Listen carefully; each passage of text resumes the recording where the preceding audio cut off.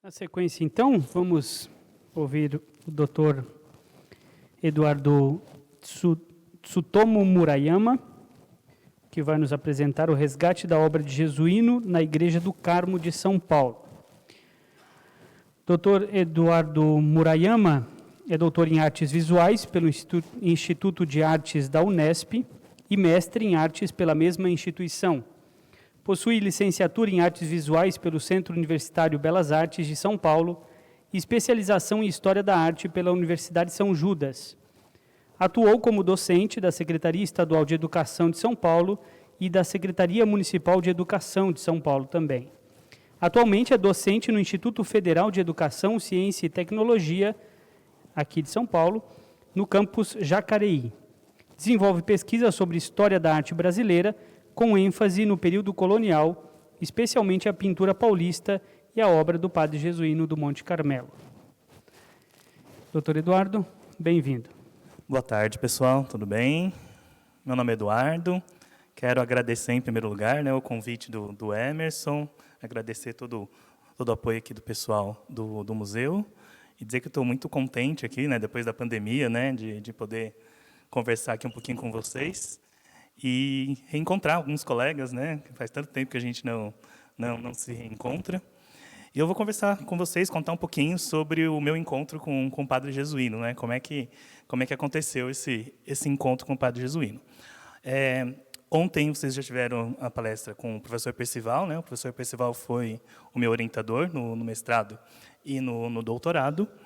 E assim, como que eu conheci o Padre Jesuíno, Então foi assim, um dia eu tive que fazer a renovação da carteira de motorista. Então fiz a inscrição, fui lá no Poupa Tempo, lá da Praça da Sé, e o negócio era assim, você fazia o exame de manhã, e aí se você ficasse esperando até o final da tarde, já saía a carteira, Então, aí você não precisava voltar, pagar para ir pelo correio, enfim. Aí então, tá bom, então já fui até lá, fui fazer o exame, e fiquei à tarde, fiquei livre lá, esperando o tempo para dar o tempo para chegar 4 horas, poder pegar a carteira. E aí, o que eu vou fazer lá enquanto eu estou no centro, E aí, por acaso, a igreja da Ordem Terceira é a igreja que fica ali do lado do prédio do Poupa Tempo.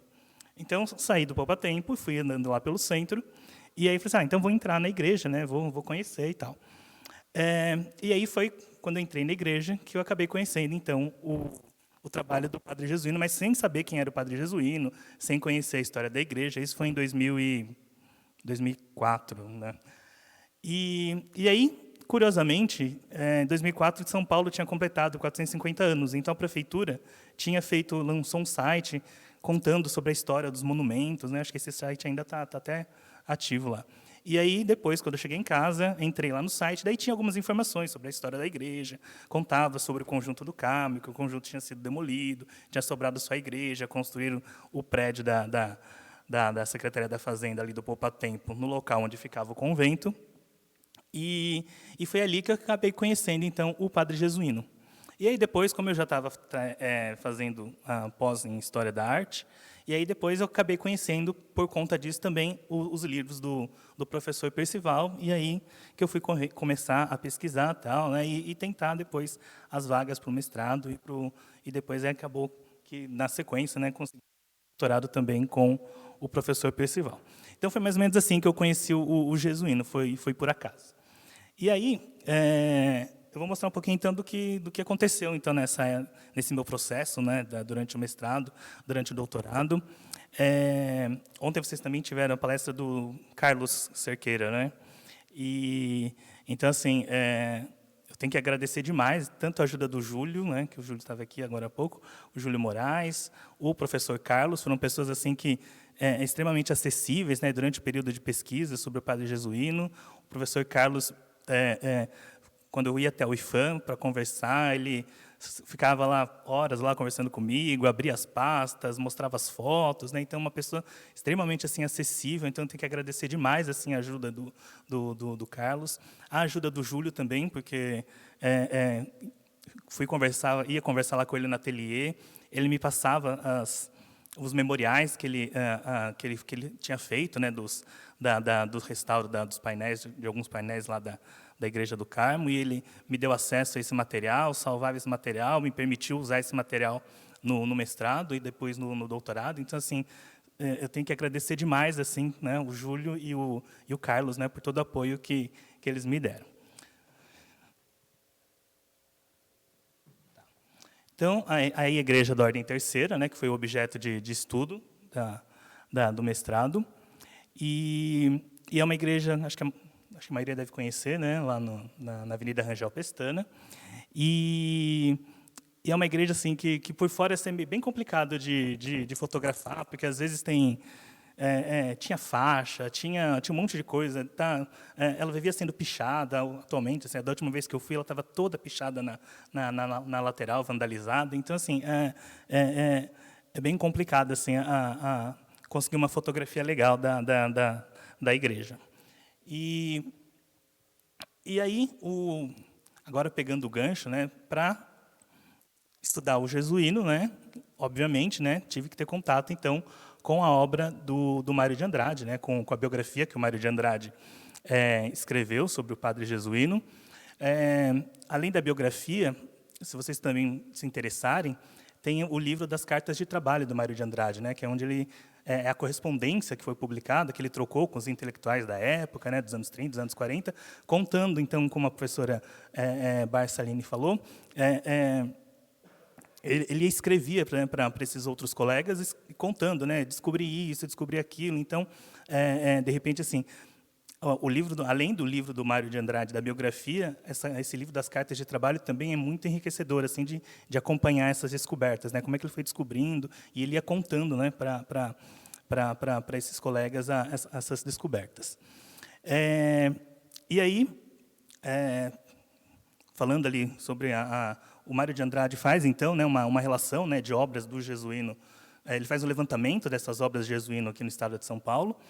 E aí, na cidade de São Paulo, ele vai comentar, então, que existiriam obras do jesuíno, tanto na Igreja da Ordem Primeira e na Igreja da Ordem Terceira, e também no antigo recolhimento de Santa Teresa, que ficava bem próximo ali.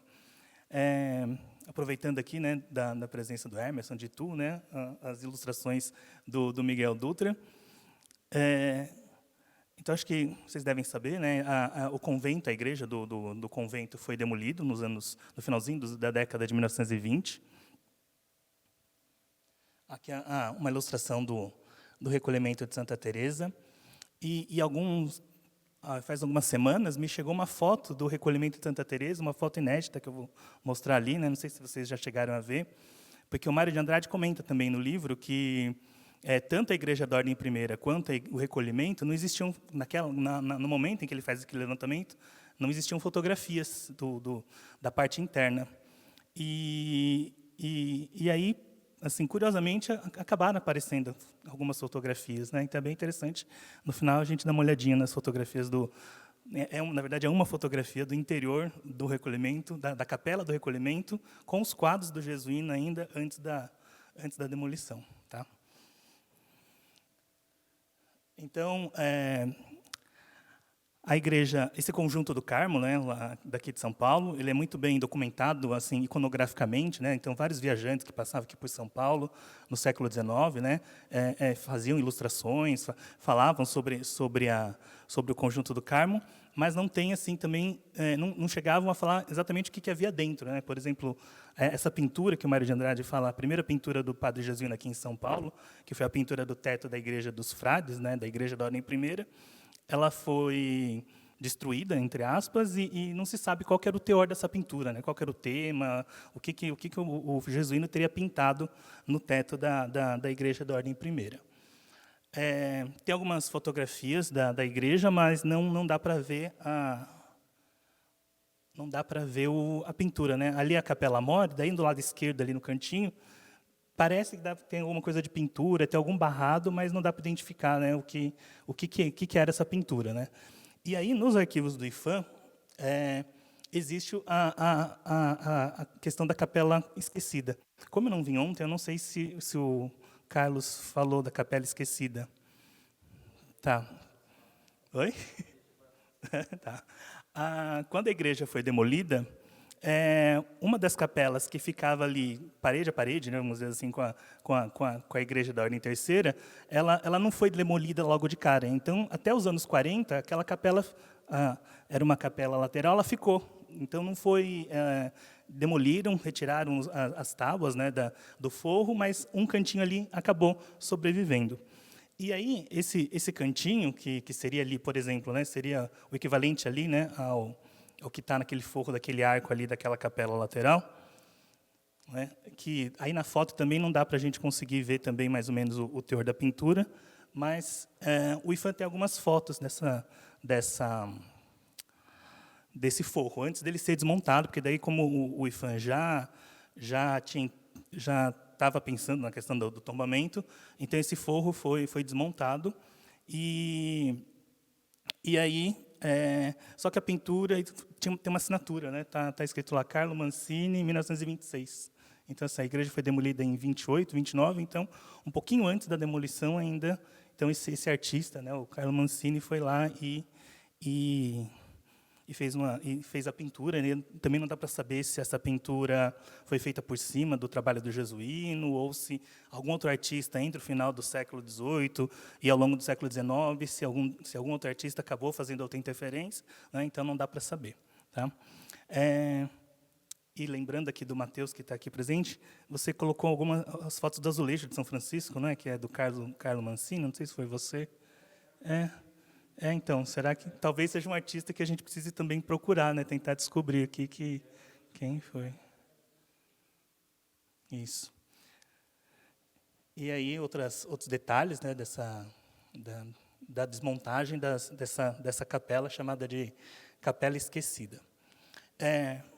E aí, voltando ali para a questão da pintura do Jesuíno, no livro, Mário de Andrade vai colocando, então, né, vai falar sobre algumas interferências que ocorreram depois, porque ele faz um levantamento nas fontes primárias ali dos livros da Ordem Terceira, e aí ele vai começar a fazer um cronograma ali, né, do que foi acontecendo ali com a capela até o momento que ele está escrevendo a biografia do padre Jesuíno.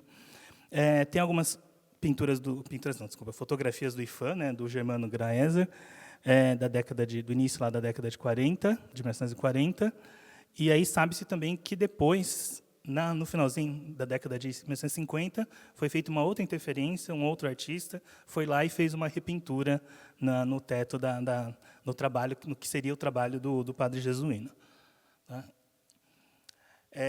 E aí aqui, mais ou menos, quando a primeira vez que eu fotografei a Igreja do Carmo foi em 2007, né? Aí logo depois, em 2008, já começou então o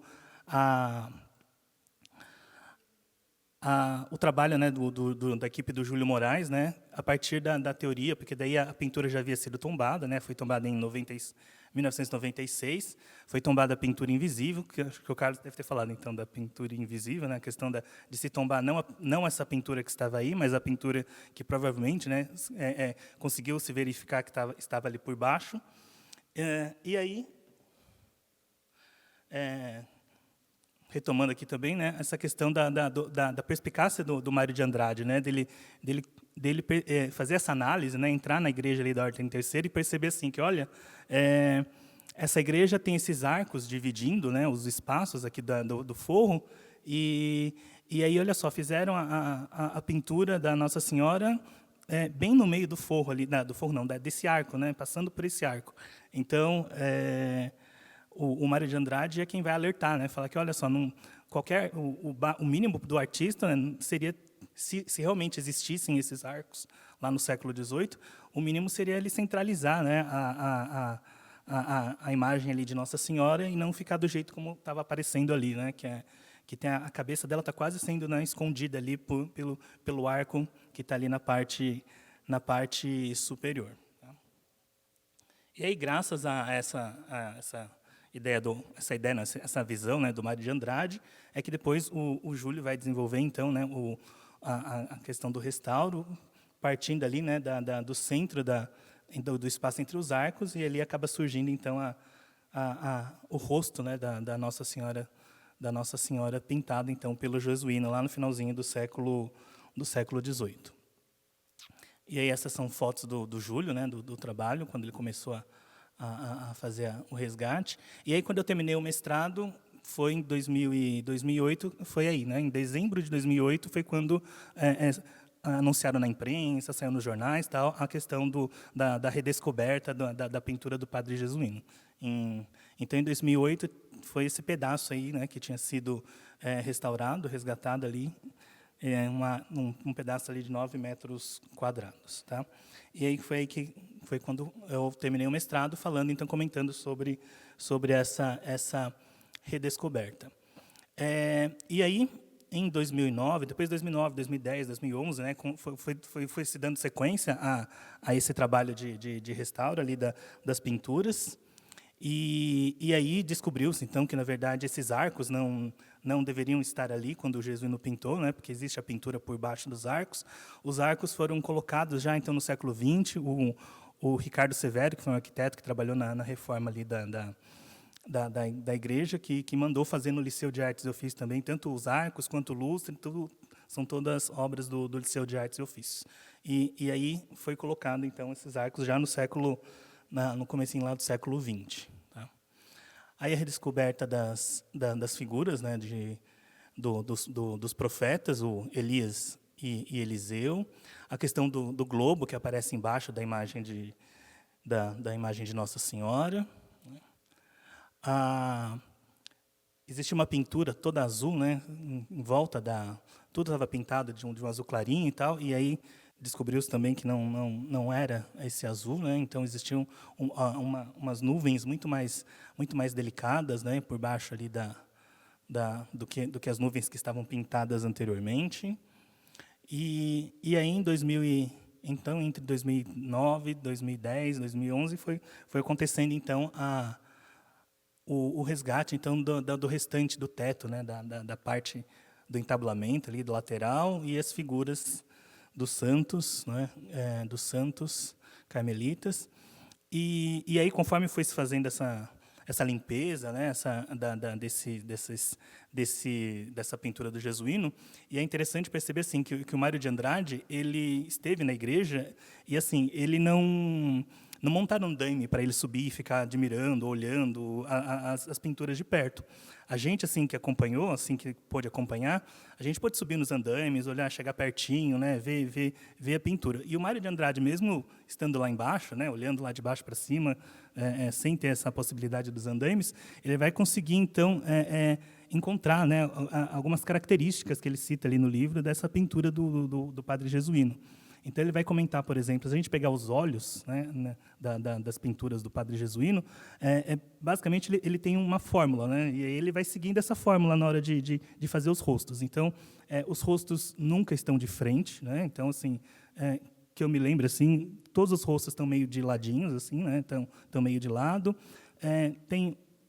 Acho que eu tenho um anjinho de perfil que eu vi do Jesuíno, o restante, assim, todos os anjinhos também com esse rostinho meio viradinho. E aí, os olhos, o Mário de Andrade vai falar, né, como se fosse uma circunferência. Deixa eu ver se dá para... Ele faz uma circunferência que é assim, não sei se dá para ver assim, são dois círculos aqui assim, mais um círculo, e aí esse pedaço aqui do olho, né, que vai formar esse desenho do nariz, né? Então essa parte superior da circunferência vem, né, e encontra aqui com o nariz. Então isso vai se repetindo, né, nos vários rostos do Jesuíno. Aí o Mário de Andrade também aponta para essa questão o desenho dos lábios. Então a maneira como ele desenha a boca do personagem sempre também vai se repetindo, né? O tipo o desenho da boca com essa que o Mário de Andrade chama de flecha do Cupido aqui, né? Então bem marcadinho assim na boca, os queixos, né? Sempre assim, ou o queixo também tem um círculo ali, encaixadinho ali na parte do queixo, ou tem uma covinha, tá? Então, são características que vão se repetindo. Aliás, assim, na pintura colonial, se a gente olhar também essa mesma maneira de desenhar aqui, né, de juntar a linha do nariz com a sobrancelha, também vários artistas coloniais têm essa característica. Se a gente analisa a pintura colonial, vários deles têm essa maneira, né, de desenhar os rostos. Tá? E aí aquelas pinturas que foram descobertas depois, né, então assim, além do resgate da igreja da Ordem Terceira aqui de São Paulo, teve depois a descoberta então dos painéis, né, lá na Igreja da Candelária, né, desses painéis da crucificação, alguns outros painéis também que estavam na Igreja do Patrocínio. Então, e aí se a gente analisa, né, todos eles vão ter essas características que eu acabei de comentar ali do rosto do jesuíno. No lugar onde tinham os arcos, então surgiram essas figuras que não dá muito bem para identificar se é um vaso, se é alguma coisa saindo, essas rocalhas, né? O que parece ser alguma rocalha, né? Não dá para dizer se é uma projeção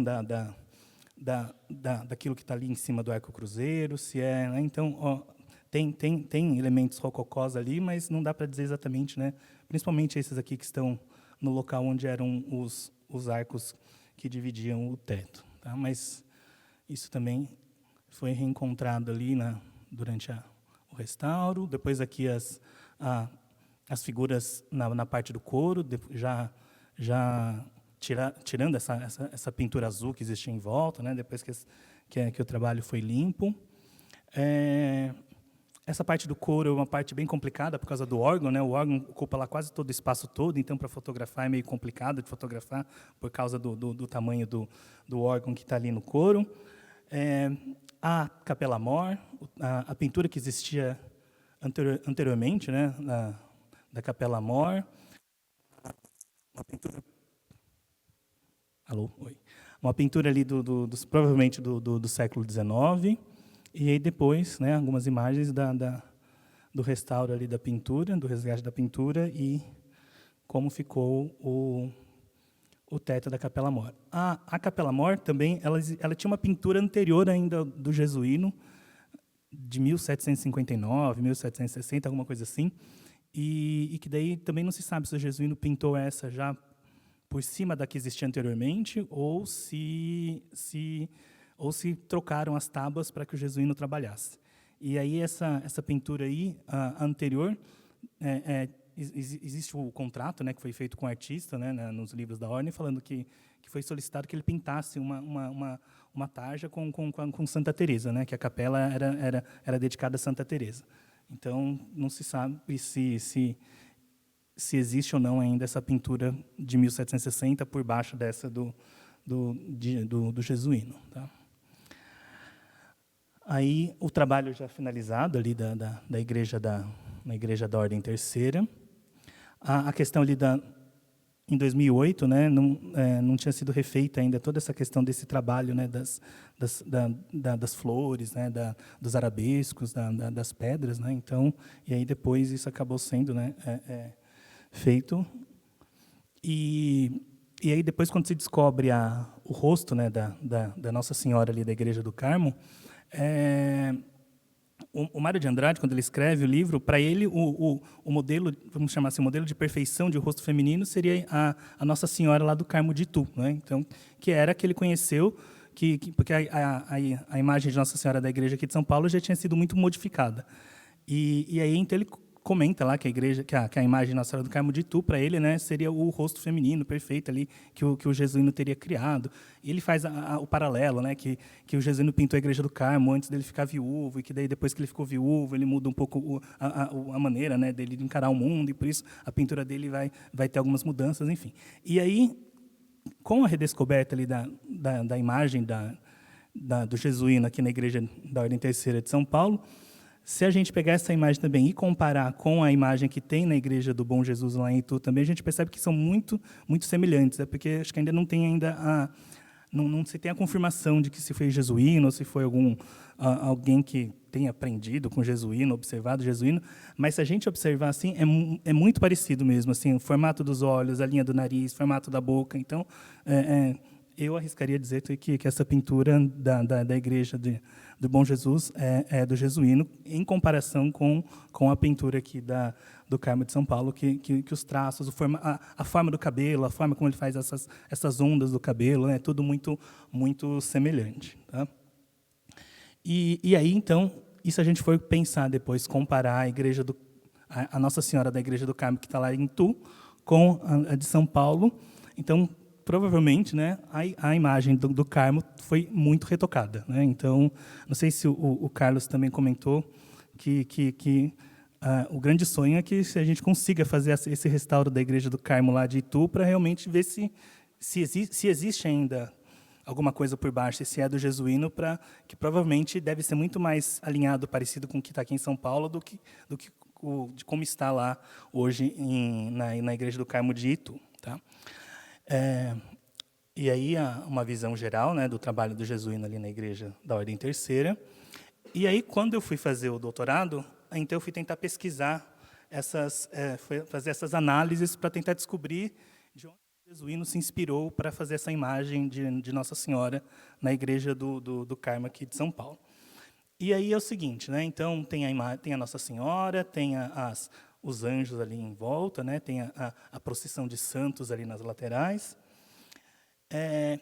E aí, se a gente começa a pesquisar e olhar o que acontecia nesse mesmo período em outras igrejas paulistas, né, do Rio de Janeiro, baianas, pernambucanas, enfim, a gente sabe que essas igrejas, esses artistas, eles se baseavam em algum material, não é que eles criavam do nada, né? Na verdade, essas pinturas vinham de gravuras, vinham de missais, né? Então, os missais romanos, né, que as igrejas tinham, geralmente tem 5 ou 7 ilustrações, né? Então são sempre assim: Anunciação, Nascimento de Cristo, a Última Ceia, a Crucificação, Ressurreição e a Ascensão de Nossa Senhora. Então são então todos os missais que foram sendo publicados lá nos séculos 16, 17, 18, continham essas mesmas ilustrações. E sabe-se, né? Então tem pesquisas, principalmente lá em Minas, né? O Alex Borer, né? Tem um livro que fala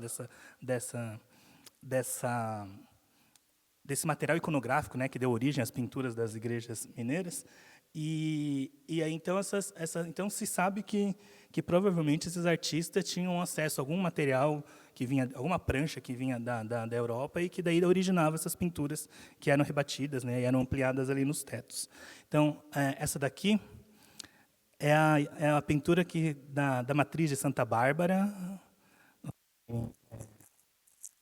né, da Igreja de Santa Bárbara, Santo Antônio em Santa Bárbara. Ali é a Igreja do Rosário de Mariana, e todas essas imagens, provavelmente vieram de uma gravura como aquela que está ali, né, ali do lado direito.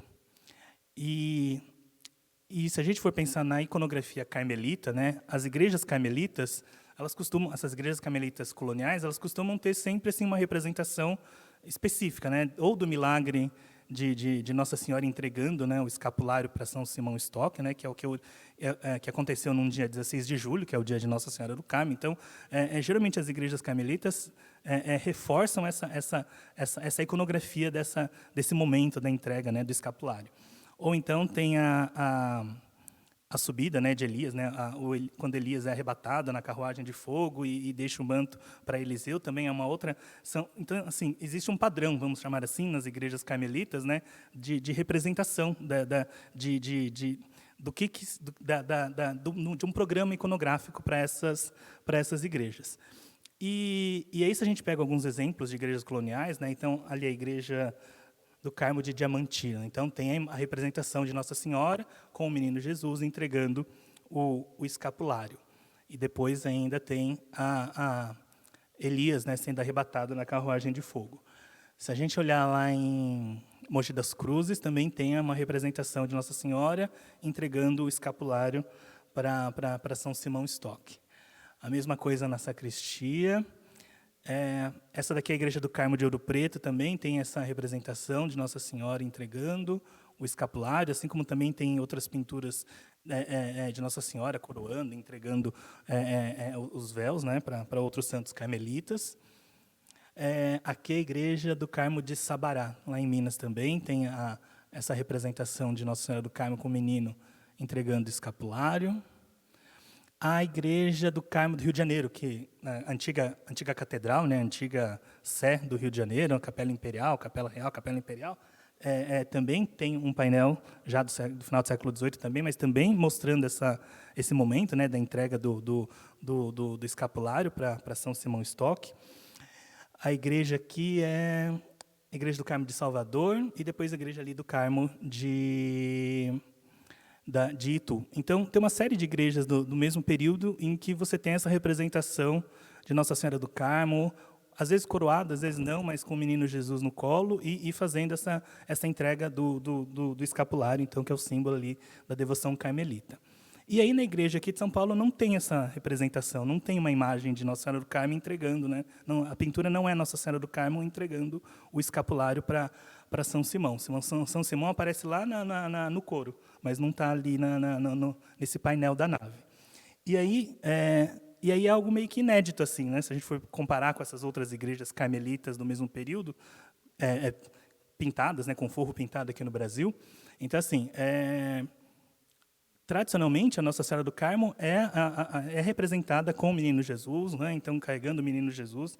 Então, tem uma série de imagens aqui de Nossa Senhora do Carmo que eu separei e que mostram, então, ela com o escapulário, com o menino Jesus. Algumas delas têm esse manto todo adornado, né? Algumas, essa daqui do lado esquerdo, não tem o manto adornado, mas geralmente Nossa Senhora do Carmo veste o hábito carmelitano, o hábito carmelita, e depois tem um manto que às vezes pode aparecer todo adornado, com flores, arabescos, todo bordado. Então, tem uma série de pinturas de Nossa Senhora do Carmo em que esse manto branco todo florido, né? Todo rebuscado, né, cheio de detalhes, e a representação aqui também, né, de pinturas, aqui do Ataíde, lá do Museu da Inconfidência. E aí a Nossa Senhora, que está lá na Igreja do Carmo, não tem, né, não tem o menino Jesus, não tem uma coroa, e aí o Carlos Cerqueira, né, logo que se descobriu o rosto, né, a imagem aí da Virgem, começou a se discutir que Nossa Senhora seria essa, que não é uma Nossa Senhora do Carmo. É uma Nossa Senhora do Carmo porque ela está usando o hábito carmelita, né, o hábito marrom e esse manto branco. Mas não é a representação tradicional, né? Então, ela tem um véu mais transparente ali, e aí, será que seria uma imagem de Nossa Senhora da Imaculada Conceição, ou se seria uma imagem de Nossa Senhora da Anunciação? Então, e aí tem uma série de... Não tem como ter certeza, né, se essa imagem que a imagem que está lá na Igreja do Carmo de São Paulo, se ela é ou não uma Anunciação ou uma Imaculada Conceição. Tá? Mas tudo leva a crer que é uma Nossa Senhora da Anunciação.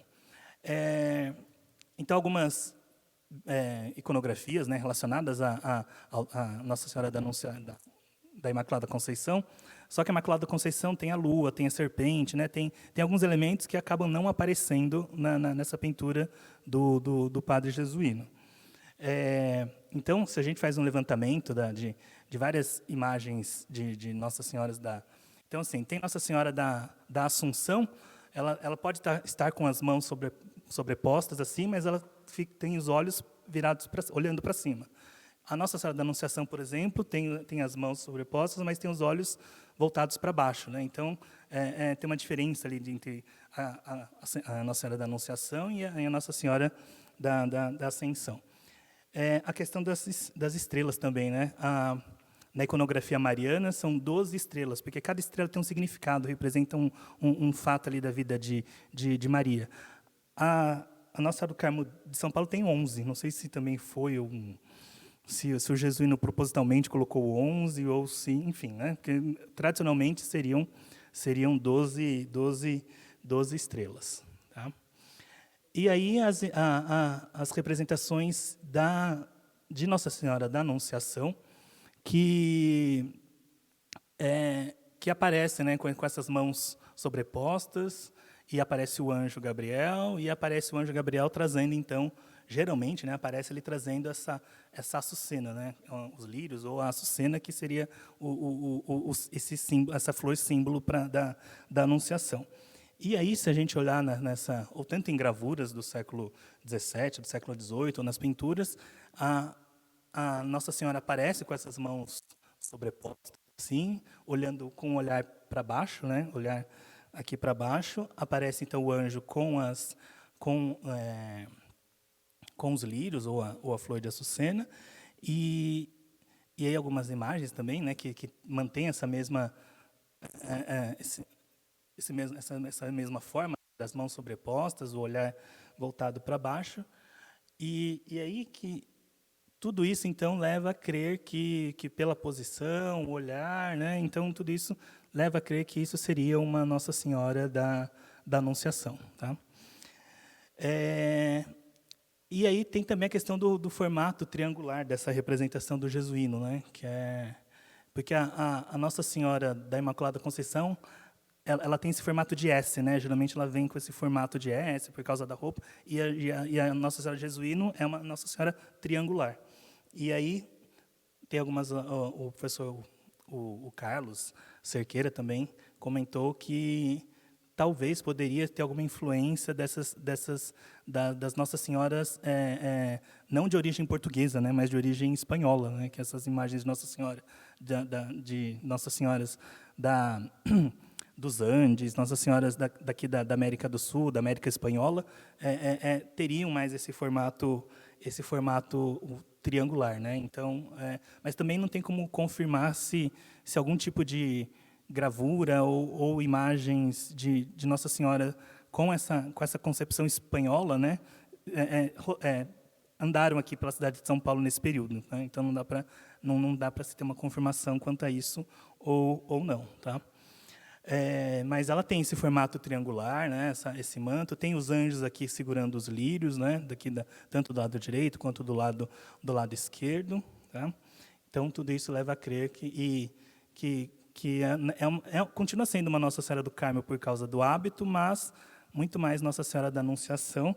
E também o que reforça a ideia de Nossa Senhora da Anunciação é o globo, né? Porque tem o globo, e dentro do globo uma frase em latim, né? Que vem lá falando sobre que as gerações vão de chamar-me de bendita, né? Então significa que provavelmente aquela imagem que está lá é uma Nossa Senhora que está grávida de Cristo, né? Que está carregando Jesus Cristo no ventre. Tá? Sobre a Capela Mor, uma composição da vida de Santa Teresa, né, a coroação de Santa Teresa, e em relação a isso tem várias gravuras, tem várias pinturas que tratam desse momento, né, da Virgem e São José coroando Santa Teresa, tá, que é o que aparece ali no teto da Capela Mor. E na Igreja da Ordem Terceira também tem essas pinturas que eram do antigo recolhimento de Santa Teresa. E aí aquela fotografia que eu falei, né? Então, assim, quando eu fiz o mestrado, me chegou um livro que falava assim: essa é a única imagem que existe da Igreja de Santa Teresa antes da demolição. Era um fotógrafo chamado Aurélio Beccherini que tinha fotografado. E aí, só que agora essa fotografia que eu coloquei lá no trabalho, falando que era de Santa Teresa, na verdade era da Igreja de São Pedro, que era uma igreja que ficava ali também na Praça da Sé e que foi demolida, né, para a construção da catedral e da Praça da Sé. E então o que se pensava antes que era a foto do convento, da Igreja do Convento de Santa Teresa, que tinha pinturas do Jesuíno. Então essa fotografia não é de Santa Teresa, mas é da Igreja de São Pedro dos Clérigos.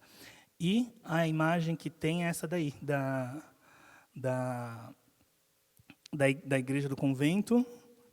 É uma fotografia datada de maio de 1918, se não me engano, e ainda tem os painéis lá do Jesuíno colocados ali no cantinho.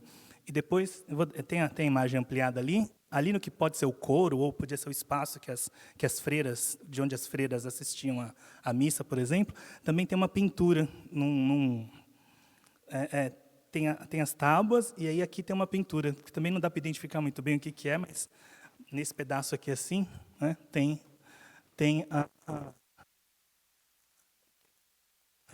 circular, né, e aí dentro tem um medalhão lá, e aí tem uma imagem lá dentro. Vamos ver a ampliação.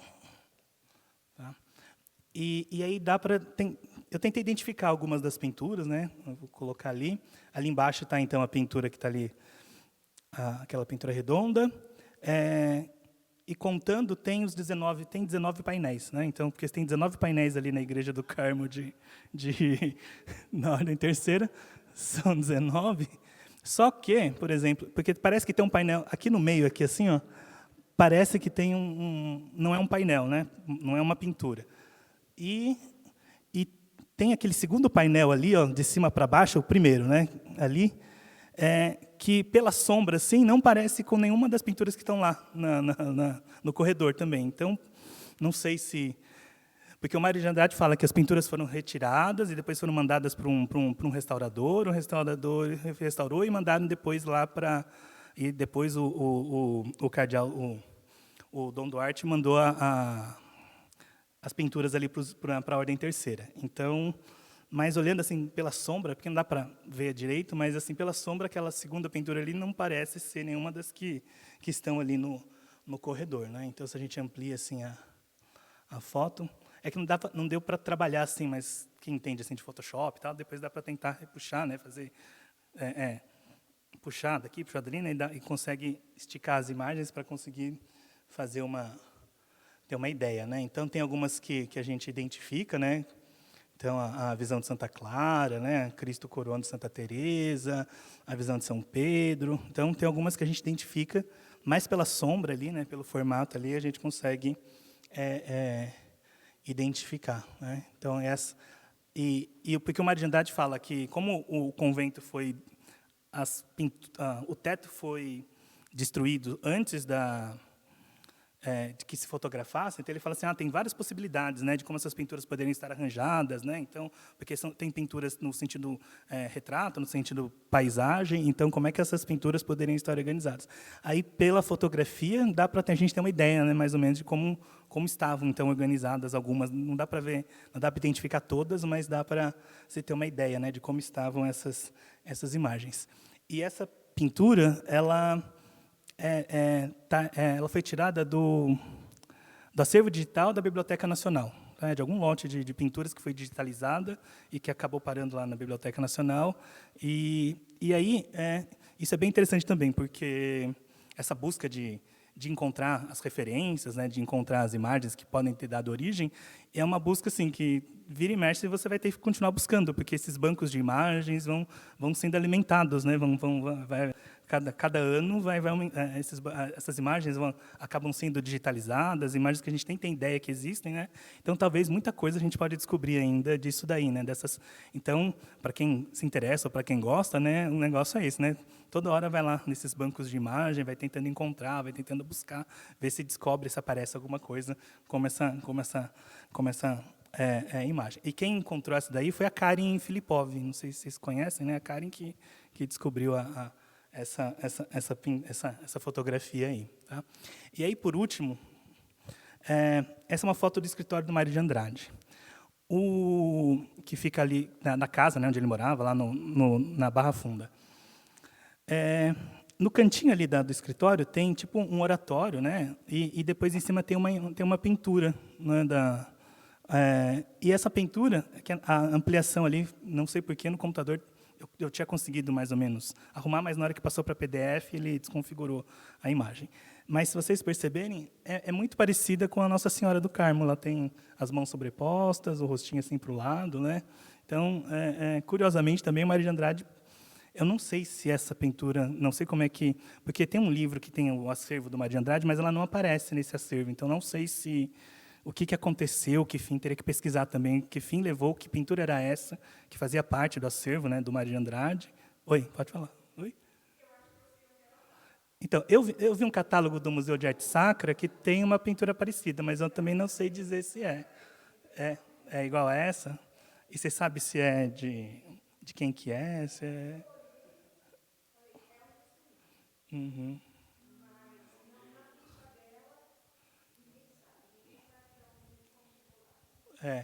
Porque eu também, assim, de longe assim parece muito o jesuíno, esse rostinho pro ladinho, as mãozinhas assim, isso, né? Ou seja, então Mário de Andrade, mesmo antes de acontecer tudo isso, né, ele já anteviu tudo que estava acontecendo aí. Então palmas para o Mário de Andrade. E é isso, pessoal. Obrigado.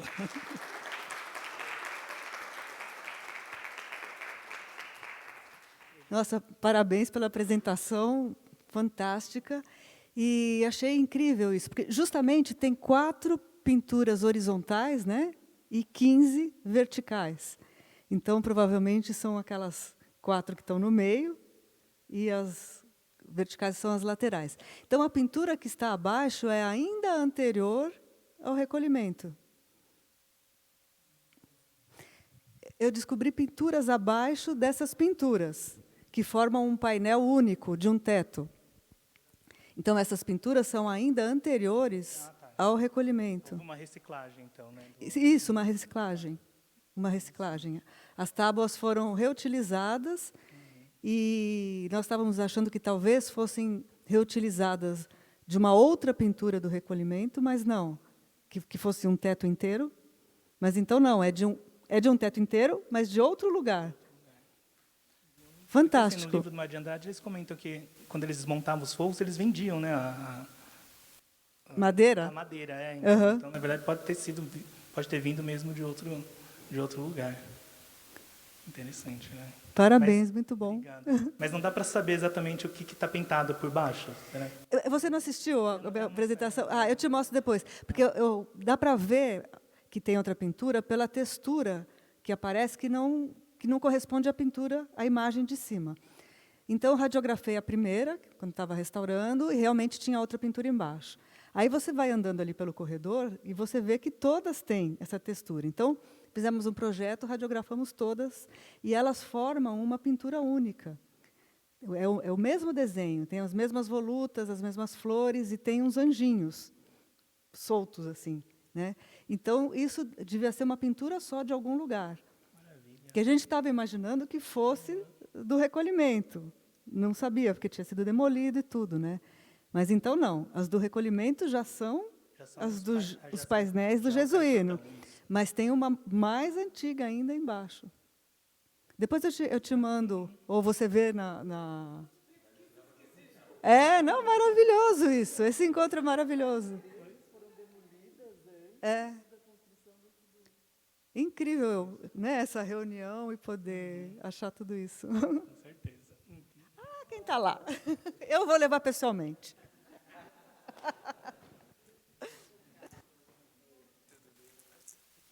Tem um negócio que foi uma das últimas coisas que eu descobri, embora o documento estivesse comigo há muito tempo. É um contrato feito com... Agora, você me ajuda. Como é que chama ele? Fernandes, o entalhador. Como é que é? Fala mais devagar. Isso. José de Oliveira Fernandes.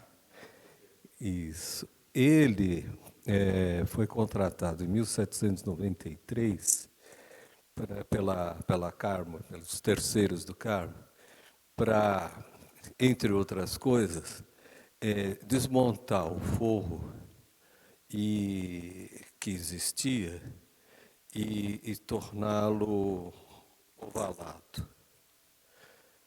Ou seja, até 1793, Eduardo, o forro da Capela Mor da Carmo era reto.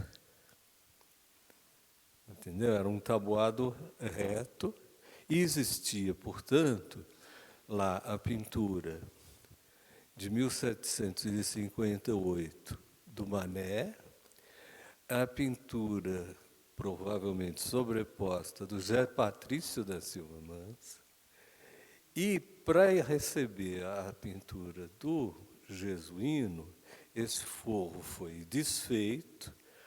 Acredito, pelo trabalho que o Júlio fez, que encontramos abaixo da pintura do Jesuíno, que tinha outras em cima. Abaixo do Jesuíno, encontramos resquícios de pintura antiga, que pode ser a do José Patrício e até mesmo do Manuel Pereira, né? Acho que é Pereira, é de 1758. Eu sou péssimo para nome, viu? Não sei como eu sou historiador. Não tem João, não é Manuel Pereira. Acho que não é. Aí, relacionando com essas coisas, eu fico pensando o seguinte: vai ver as igrejas, num primeiro período, ainda traziam como tradição um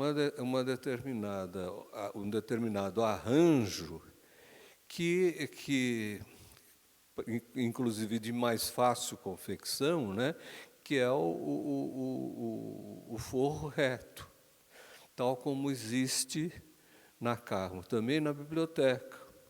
Eu fico imaginando a biblioteca, o forro da biblioteca, na Capela Mor. Entende? Então, esse é um dado interessante, porque quando o jesuíno vem para cá para pintar, ele já encontra, ou já foi feito para ele pintar, esse forro desse jeito. E nessa mesma época, ele pintou, né, ele está aqui em São Paulo, ele pintou, então, os quadros do recolhimento. E a Márcia, simplesíssima que ela é, né, derivada da ciência dela, né, vai descobrir que tem uma pintura anterior, mas decomposta pelos quadros em inúmeros pedacinhos. Que pedacinhos esses que, ao que parece, não chegarão a compor uma coisa só. Sabe? Parece, e hoje que o miolo dessa pintura num tabuado reto de forro, o miolo deve ter sido aproveitado, deve ter sido retirado, aproveitado para uma outra coisa, reta também, uma outra igreja, sei lá.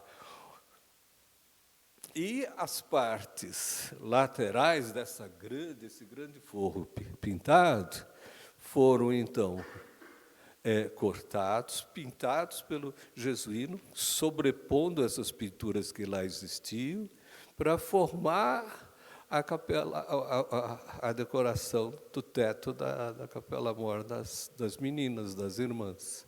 Só que as tábuas do miolo continuam batendo.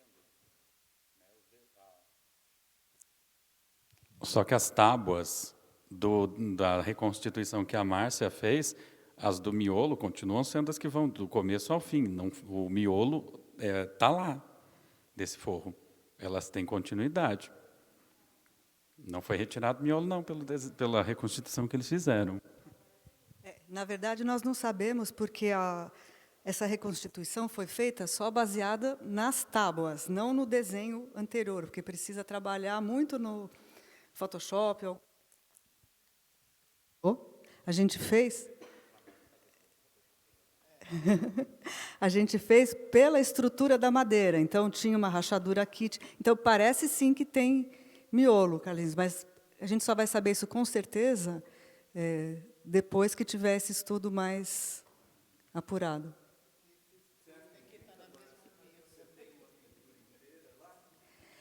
Eu não sei. O que apareceu mais ali foram aquelas volutas, foram ornamentos, né? Aquelas volutas, flores, etc. Mas aparecem 3 anjos, aparece uma figura com um livro, totalmente fora do contexto, assim. Então, realmente precisa ter esse trabalho para definir. Cenas do próximo capítulo.